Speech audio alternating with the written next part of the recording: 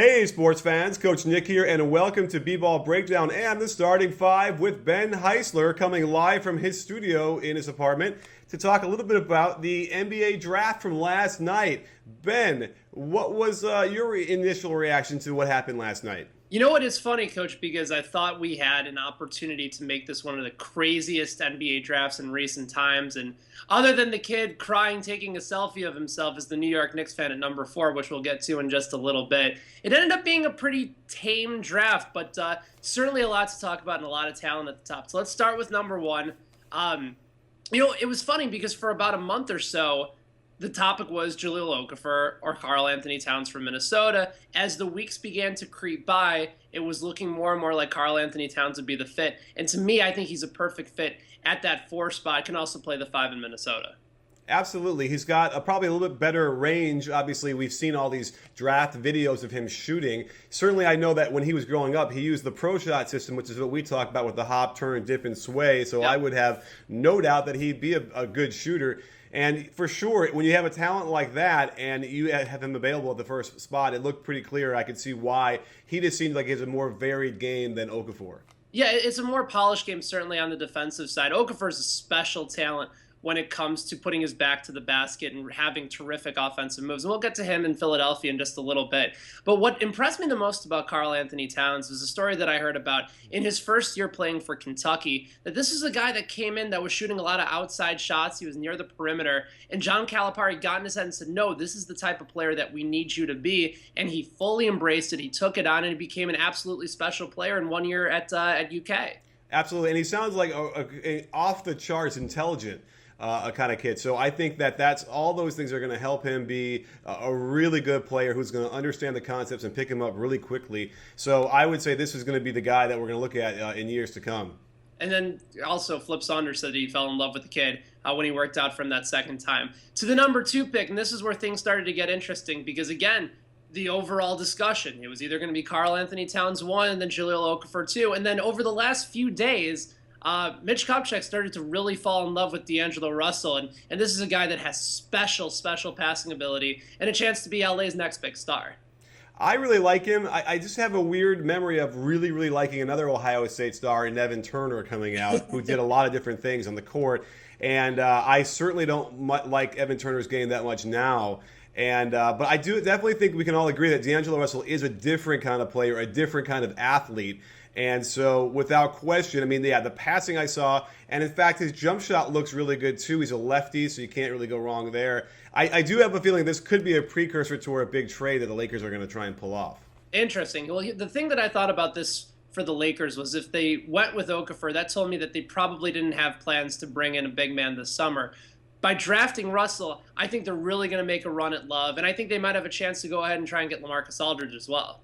Well, yeah, don't forget that Boogie Cousins is probably still on the table, you know, knowing that what we know from what Sacramento did later on in the draft. So I think there's a lot of things that are going to get shaken up in the next month or two. It'll be really exciting. To number 3, Jahlil Okafor finally off the board as Philadelphia continues to just pile on as many big men as possible. And the offensive game is there, certainly the most polished in the draft. But what did you think of Philadelphia's decision to go and get another big man? Definitely one of those, let's take the best available person as opposed to positional, because obviously they already have Embiid there. But this could very well be insurance for him because he's having some foot issues again. And those foot issues with big men could be the death of a career before it even starts, which is just really sad. That said, if Embiid also is able to play, then they'll have some things they could do. They can certainly make some moves, and when they want to pull the trigger and start getting really good, they could probably make a trade then. So I think Philadelphia's in a good spot. Well, here's when it got fun. The New York Knicks at number 4 selected KRISTAPS PORZINGIS. He's a 7'2", 230-pound power forward out of Latvia. He played in Seville last season, and New York fans were having none of it. The obvious big time ceiling, and you're going to have to be patient, is that to Dirk Nowitzki. But you almost feel like a lot of the European guys or the big guys that can shoot will get that all the time. Porzingis has a chance to be a very special player, but I feel like the Knicks need guys that can contribute right now and pair well with Carmelo Anthony, and I'm not sure if he's that guy. We talked about this last night as well, because this is definitely a nice way if you want to rebuild and take your time. He will be ready, I would imagine, in a couple of years. He's got a nice stroke at a really tall 7'1" or 7'2". Yeah. However, he looks a little stiff to me, even though he has good vertical jump. I don't see the lateral movement very well or the strength. So the question here is if they're going to go on that path and develop over 1, 2, 3 years, Melo is going to be too old to be part of that. A lot of people saying at number 5 that Mario Hezonja from Croatia has the best shot in the draft. Maybe that's debatable to a certain extent. He's got good size at 6'7", but I was surprised that Orlando went with him, particularly because of how strong that their backcourt is. Maybe he's somebody that can play more of the 3, but if Tobias Harris leaves, he's a very, very different type of player. I agree, and I think that after drafting some guys that don't shoot well the last couple drafts, they probably said, it's time to stop trying to teach those guys how to shoot. Let's just bring somebody in who can already do it. And that certainly is what Hezonja can do. And he kind of reminds me, I think people said J.R. Smith a little bit. He's got some of that isolation step-back game. Beautiful shot. Seems really tough as well. So yeah. I would be surprised if he didn't do well and knew how to compete right from the bat. Yeah, and the J.R. Smith comparison is interesting because a lot of people have talked about Mario as a guy that will also just chuck it up without hesitation and just basically give 0 Fs about the situation. He's saying, I'm going to take the ball and I'm going to shoot it from wherever. Sacramento took probably the best defensive player in this draft in Willie CAULEY-STEIN. And initially when they made the pick, I thought, okay, this is a clear indication that Boogie Cousins is moving. But then I started to look more and more at the two guys, and I think they can coexist together because CAULEY-STEIN is a guy that can go and guard anybody on the floor. That's actually pretty interesting. The problem then obviously would be on defense or on offense. How does that work with both of them together? Here's the thing about it. I think that he might be the most special player of this draft when we look back a few years later. Because, again, nobody I've seen can move like that if he legitimately is 7 foot, 7'1", whatever he is. It's amazing, and you can really do some stuff with a guy like that. And I did watch his Draft Express video or some of those videos where he was working out offensively. And I can't put my finger exactly on why I feel this way, but I definitely saw inklings of a game where he could actually be effective, not only on the Tyson Chandler rim runs and lobs, but, on a little bit of a pick and pop from the mid-range too. If he could do any of that and he can get to 10 points a game and get, double-digit rebounds, that's fantastic for him. That's a really, really special skill set on the defensive end. Denver went ahead and took Emmanuel Mudiay, who played in China last year. I was talking when I was hosting our NBA draft show here in Kansas City on 610 Sports Radio. My co-host, Carrington Harrison, said that he thought Mudiay would have been the best college player this year. Certainly the skill set is there, and a lot of people say that NBA comp is John Wall. He's got really good size, really good speed, and I think Denver, with this pick, has their point guard of the future, and now Ty Lawson likely on the move. It sounds about right anyway with Ty Lawson moving, no matter who they picked. But this is the part where, like, in the middle of next year, they're going to come and use this against me when I kind of give a big shrug to Mudiay because I don't know. When you watch him in the Chinese league, it just the competition level doesn't really indicate to me. There's no comparison to the NBA or even I thought even the toughest D1 NCAA tournament kind of teams. So I don't know. I mean, you're right. He has a motor and he can really move, but can he do it against the elite athletes in the NBA? And I don't know if he shoots as well as he's going to need to, or they can sag off of him and negate a lot of that. So I'm sort of a big shrug right now on Mudiay. We're going rapid fire through the first top 10 picks of the 2015 NBA draft. He's Coach Nick. I'm Ben Heisler. Pistons go with Stanley Johnson at number 8, and that's just a load of a forward, 6'6", 240-something pounds. A really good guy inside, can also shoot about a decent mid-range shot as well. I really like him, but with Justice Winslow still on the board, I was surprised that was the guy that they ended up choosing. Do you like this fit for Detroit?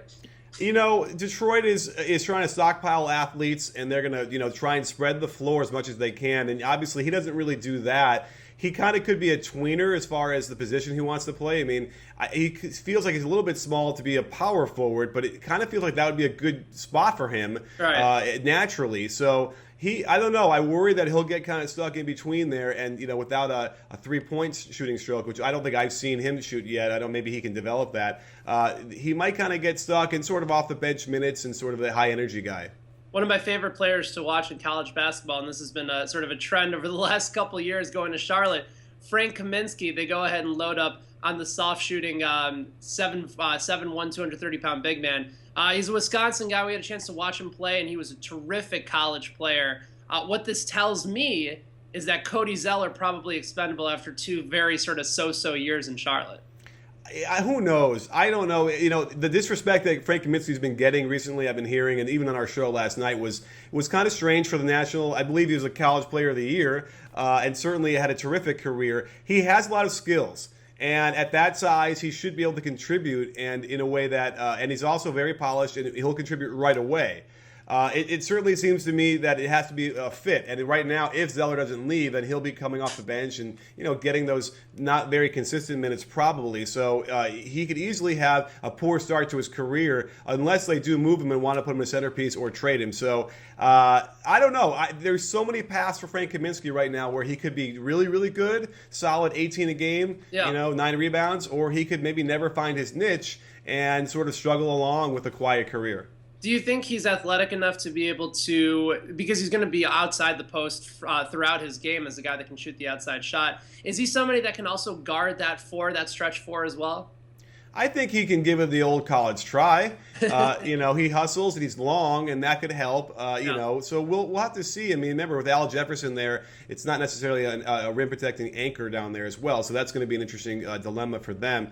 So I don't know. I'll have to kind of see it. I don't want to dismiss it just by he's not that quick, he can't do it. I'm not going to dismiss it right away because even guys like Mirotic in Chicago, when they said, he can never guard the threes, he did okay. I'll be willing to give Frank Kaminsky the benefit of the doubt until I can see, the first half of the season. Our final one was we round out the top 10, and this couldn't have been a more perfect situation. With Justice Winslow going to Miami at number 10, it's exactly the type of position that they need to fill. This is a guy that can he doesn't have to be a star right away if they're going to bring Dwayne Wade back, and I believe they will. But he can play the 2, he can play the 3. Just very, very good at almost everything he does. I don't think he's anything special as of yet. But I looked at Winslow, coach, as a top 5 guy in the draft, and he slipped all the way to number 10. I think this is a great fit for Miami. Absolutely, and he's mean a little bit out there, and he can get after it. So I would think that Coach Spoelstra is going to love having him in that rotation off the bench. Really tough.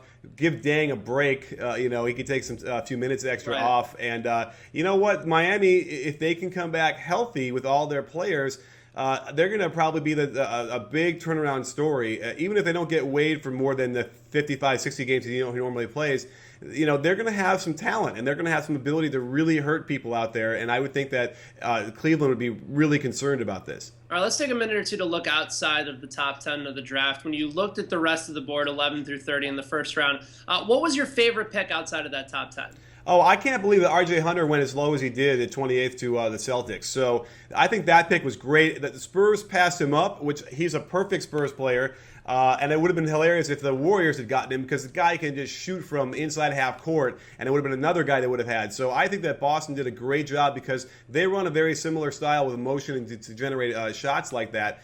And he's a smart kid, coach's son. So I think R.J. Hunter is going to have a nice career there with a really good opportunity in Boston. Yeah, I like that R.J. Hunter pick as well. I think Bobby Portis to Chicago, really, really good value. And a guy that plays angry. He said in one of the interviews, I think it was to Draft Express, that he believes, he sort of gets this mindset that everybody on the other team slapped his mom. So then he goes out on the court with that same type of attitude. Maybe one of the other picks, 11 through 30, that surprised you a little bit.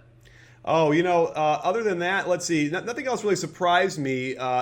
Cameron Payne is another guy who I really liked. I didn't get a chance to watch too much of in college. So I think that that's going to be an interesting fit there with OKC because he's got a lot of tools. And, if they want to try and get Russell off the ball finally, this guy probably can handle that duty a little bit. That's an interesting call. I thought Terry Rozier, the point guard from Louisville, going to Boston after they just drafted Marcus Smart a year ago. And the stories on Smart was that he was such a Danny Ainge type of player, a guy that played hard, that was tough, that really worked well for that system. So he had a nice year last year. It wasn't anything spectacular. So I was very surprised that they went point guard at that spot. Absolutely. I like him, too. I like Marcus Smart. I think he's going to be a really solid pro. So who knows what's going on. Danny Ainge will always be wheeling and dealing up there. So, he might have something in mind already. Well, there you go, Coach. We survived another NBA draft recap show and look forward to doing it again next year. Absolutely. And I didn't have to pretend that you slapped my mother either. So there you go. Thanks for coming on. And thanks for joining us, sports fans. And don't forget, at BBallBreakdown, we're not a channel. We're a conversation. You win? You win, Ben? I'm always in, Coach.